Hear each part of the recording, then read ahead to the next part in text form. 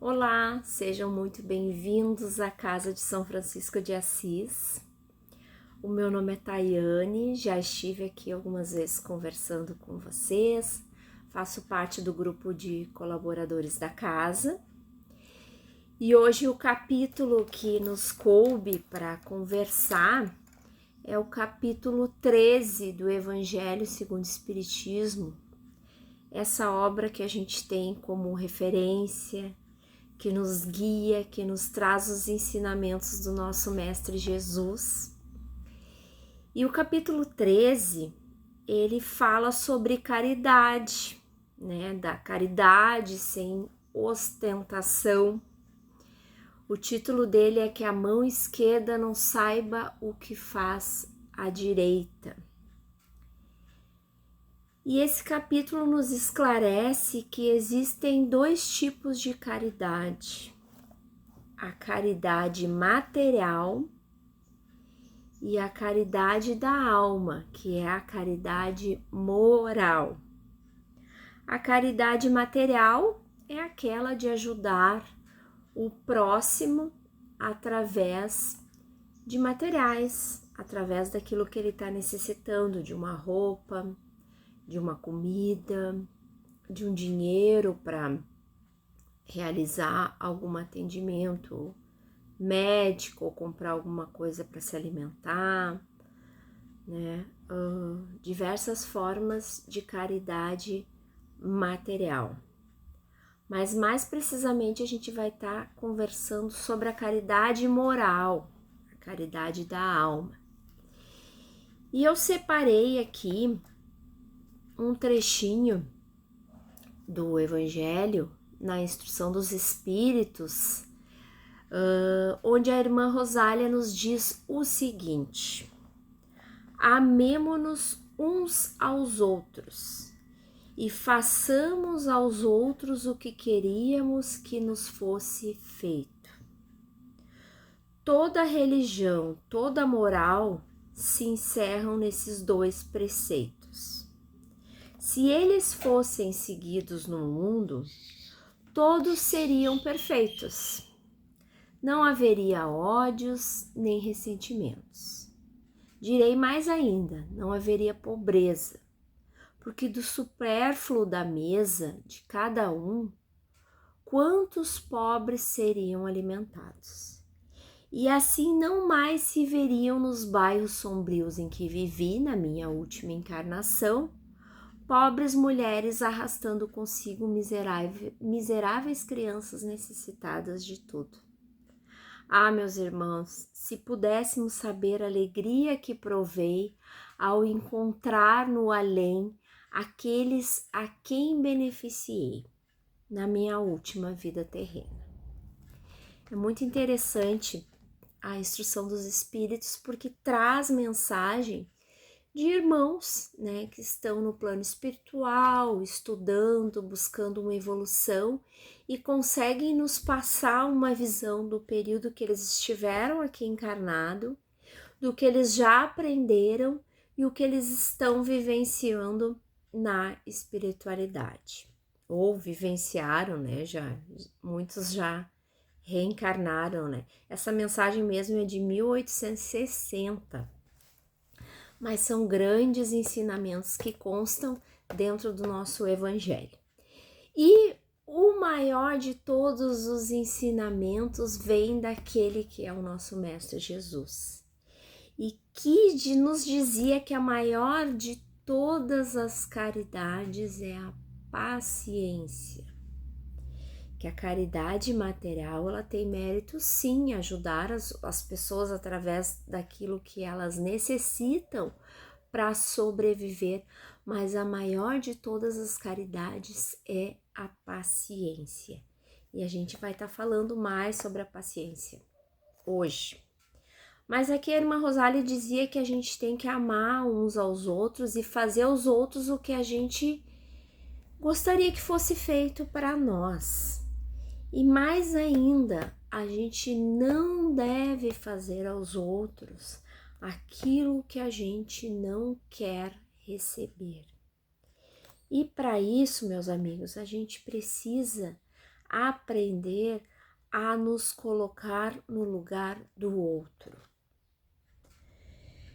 Desde o momento que nós acordamos de manhã, nós temos a oportunidade de fazer a caridade moral, a caridade da alma. Começando conosco mesmo, né? Acordar, respirar fundo, colocar o ar no nosso pulmão, acalmar o nosso espírito para começar o dia. A forma com que nós começamos o dia dita muito de como esse dia vai acontecer, de como nós vamos encarar as coisas que vão acontecer ao longo do nosso dia, a forma que nós vamos receber as dificuldades, porque ninguém está aqui a passeio. Então, a forma que nós iniciamos o dia nos concentrando, agradecendo o milagre que é a vida, a oportunidade de estar vivo, é uma forma de caridade conosco mesmo. Ao sair de casa, antes disso, ao encontrarmos um familiar, ao desejar um bom dia, né, ao dar um abraço, um sorriso. Quando nós saímos de casa, a forma que nós dirigimos calmamente, a forma que nós encontramos uma pessoa no transporte público e não nos irritamos, desejamos um bom dia, não nos irritamos no trânsito, ou se alguém nos corta a frente, a gente age com calma, com paciência. Tudo isso são formas de caridade moral, caridade vinda de dentro da alma. Tudo isso são formas de paciência, como dizia Jesus. Quando no começo da manhã nós encontramos alguém na rua e desejamos um bom dia, um ótimo dia, damos um sorriso, talvez seja a única mensagem positiva que aquela pessoa vai receber no dia. Talvez seja o único bom dia que aquela pessoa vai receber. Talvez o nosso sorriso traga esperança para aquela pessoa encarar o dia de uma forma melhor. Tudo isso são formas de caridade. No Evangelho fala ainda que a caridade moral é doar a si próprio, é dar carinho, é dar afeto de diversas formas, como um sorriso, como a gente falou agora há pouco. É doar o nosso tempo para as pessoas. É um colega de trabalho, de escola, um amigo, um familiar nos procurar e a gente doar o nosso tempo. Olhar no olho daquela pessoa, deixar o celular de lado, que hoje em dia parecemos robôs o tempo todo, e falo isso, inclusive para mim. Normalmente nós que estamos aqui conversando, estudando, dando uma palestra, uma mensagem, nós estamos falando para nós mesmos, estamos sendo intuídos a passar essa mensagem e normalmente nós precisamos ouvir também e aplicar no nosso dia a dia. Então, deixar o celular de lado, olhar no olho, dedicar o nosso tempo a ajudar uma pessoa que está próxima de nós, isso é uma grande forma de caridade. Ouvir é uma grande forma de caridade.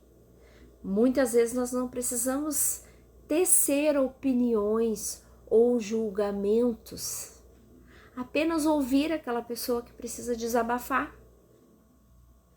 Né? Nós estamos hoje carregados de julgamentos, mas nós não sabemos o que aquela pessoa carrega no seu íntimo, no seu sentimento. Nós não sabemos toda a sua bagagem de vida, toda a sua bagagem emocional, toda a sua bagagem espiritual. Então, quem somos nós para julgar as pessoas? Não é? Suportar, eu anotei aqui, ó, suportar os defeitos dos familiares é uma grande forma de caridade moral. Hoje em dia, nós temos a tendência a explodir, né? Estamos todos estressados, chegamos do trabalho estressados, o mundo está uma loucura, uma correria, e muitas vezes nós não paramos para respirar e vamos vivendo no automático. E ao invés da gente valorizar mais os bons acontecimentos e as qualidades das pessoas que nos rodeiam, nós temos tendência a valorizar mais os defeitos das pessoas que nos rodeiam, a não olhar aquilo de positivo que a pessoa faz na nossa vida, no dia a dia. E é por isso, né, isso é um dos motivos pelos quais as pessoas estão cada vez mais se afastando, né, vivendo mais no mundo virtual do que no mundo presencial. Esse é um dos motivos pelos quais os casamentos hoje em dia estão se acabando.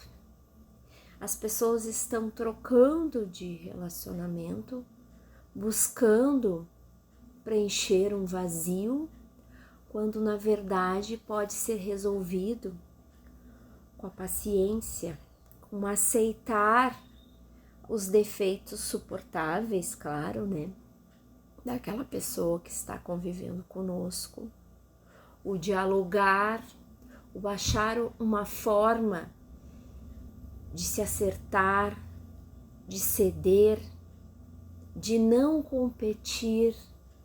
Os casais hoje em dia estão competindo.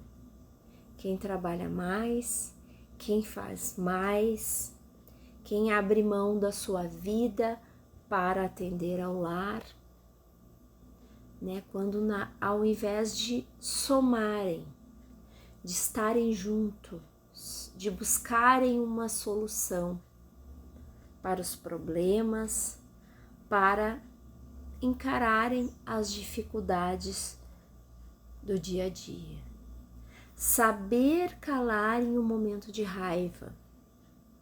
Né? Nós chegamos do trabalho atucanados e descarregamos em casa tudo aquilo que ficou oprimido ao longo do dia, tudo aquilo que a gente não pôde descarregar num chefe de trabalho, num colega da escola, nós descarregamos naquele familiar que está mais próximo de nós. E quem não descarrega, que recebe toda essa carga, muitas vezes quer rebater, quer bater de frente, quer discutir.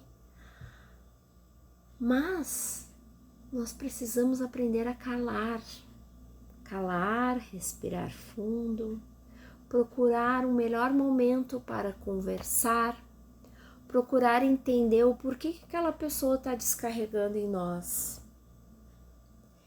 E ninguém aqui está dizendo que é fácil, gente, não é fácil. Mas é sim uma forma de caridade. E a gente precisa praticar. E não é calar e levar para dentro do coração, carregar esse ressentimento. É calar, esperar o melhor momento para conversar, chegar a uma solução, colocar que aquela pessoa não pode estar descarregando toda a raiva, todo o acúmulo do dia em cima de nós. Procurar entender o porquê que aquela pessoa fez isso, procurar ajudar essa pessoa, ouvir o que essa pessoa tem a dizer. Então, o calar seria isso, saber ouvir, sem levar mágoa, para o coração sem levar ressentimento. Saber transformar os nossos lares em um local de aconchego, não um local de descarrego. Saber que eu posso chegar em casa e conversar, procurar o conforto, procurar o alívio, ser o meu porto seguro, o meu lar.